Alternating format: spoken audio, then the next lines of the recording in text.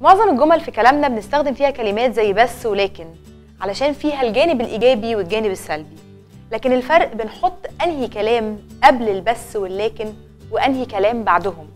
يعني مثلا لما أقول السنة اللي فاتت اتعلمت فيها كتير بس كانت سنة صعبة، غير لما أقول السنة اللي فاتت كانت سنة صعبة بس اتعلمت فيها كتير. الفرق مش في المعلومات، الجملتين قالوا نفس المعلومة، لكن الفرق في اتجاه اللي بنهي بيه الجملة. الجملة الأولانية كئيبة وبايخة وسابت انطباع سلبي، الجملة التانية مبهجة وإيجابية وسابت انطباع إقبال على الحياة. بتنهي جملتك بأنهي جانب؟ إحنا اللي في إيدينا نختار نهاية الجمل اللي بنقولها. دي بس مجرد فكرة.